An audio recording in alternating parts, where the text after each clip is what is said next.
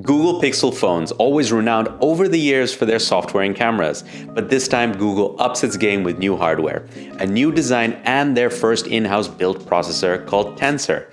But we're still on the fence about it. Here are 5 reasons why you should not buy the Google Pixel 6. Goedendag, weer DHRME. Demonic hag reached for my egg. There are already plenty of videos of the Pixel 6 showing you camera samples and magic eraser and voice typing. We won't be going into that. If you want that, then let us know down in the comments below. I've used the Pixel 6 for a short while, and I'm coming from being an iPhone user over the last 2 years. Here's why I would not buy the Pixel 6. The Pixel 6 is huge, massive, ginormous. Not sure how big phones ever became a thing, but except for it being nice for media consumption, it's unhandy in every other way. It's incredibly hard to use one-handed, takes up a lot of space in your pocket, and you can feel the heft in your hand as well. Speaking of that heft, the Pixel 6 feels top-heavy, probably due to that camera module. And it scares the crap out of me every time I take out my phone because I think I'm gonna drop it. With all that heft, you'd expect some hardcore battery performance. To be honest, the battery itself is fine. It lasts me easily up to a day and sometimes a day and a half if I'm not using it too much. So why is it a reason not to buy? The charging speed. Google recommends their separately sold 30-watt charger for optimal charging speed. But when using another 30-watt charger at home, I realized how slow it actually was. It took me almost 2 hours to charge it from dead to 100%. For reference, the OnePlus 9 can do that in 30 minutes. So what's your excuse, Google? Okay, so let's talk about the new hardware design. The infamous camera bump or camera bar or camera visor or whatever you want to call it, it stands out. Kevin's got mixed feelings about it, probably because he's more into Star Wars than Star Trek. But I'm a Trekkie all the way. What about you? Are you team Star Wars or team Star Trek? I'm no stranger to Pixel devices, having used 2 iterations in the past, and generally being someone who switched between iOS and Android at least every year, if not sooner. But having been an iPhone user for 2 years and accumulating a few Apple devices along the way, like the MacBook and Apple Watch, have made me realize what I miss from being in the Apple ecosystem. I miss having my notes, reminders, and passwords all synced up and only a touch or Face ID away. I now have to make a conscious effort to move to Google Calendar, Google Keep, or other apps and manually re-enter passwords to my Google account.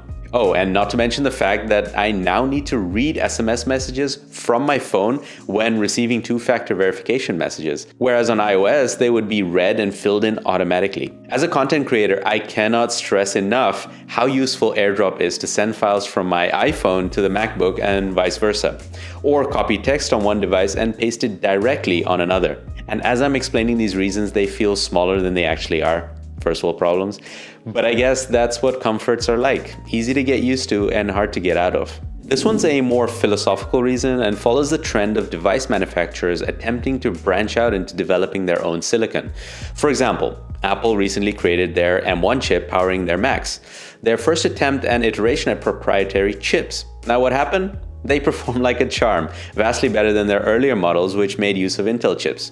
Their next iterations, however, the M1 Max and M1 Pro, turned out to be drastically better than their first one, making some of us M1 users doubt if we should have waited a little longer. A bit of a tangent, but coming back to the Pixel 6, which sports Google's first own silicon chip, called Tensor, my impressions are very positive, similar to the M1 MacBook. The Pixel 6 is snappy and responsive, and the battery lasts me between 1 to 1.5 days. Processor and graphics intensive tasks like voice typing and magic eraser are done with ease. But when you buy a first version of anything, you may expect problems, but I'm happy to say that I haven't faced anything so far. That is, of course, no guarantee that there won't be any in the coming time.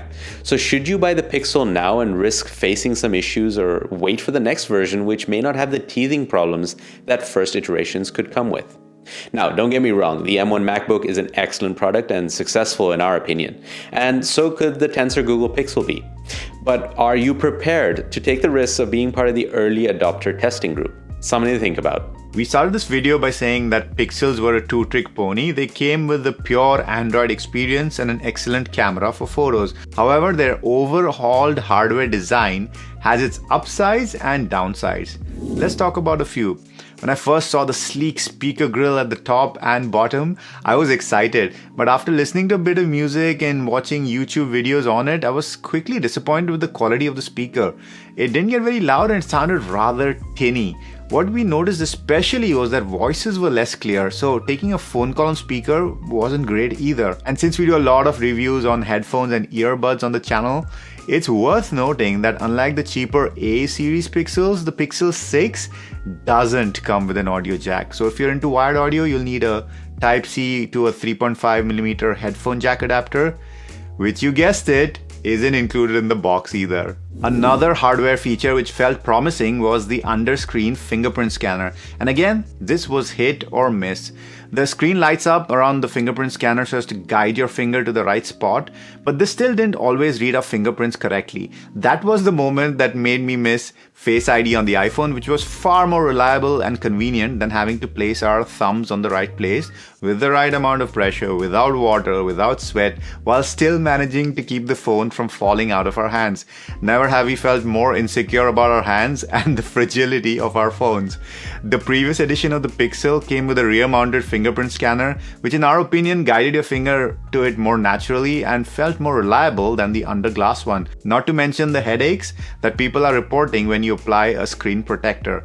All in all, we're still unsure what surprises us more, the unreliable fingerprint scanner or that the Pixel 6 still hasn't adopted a face unlock feature. Competitor Android phones and the iPhone have been offering this for several years already.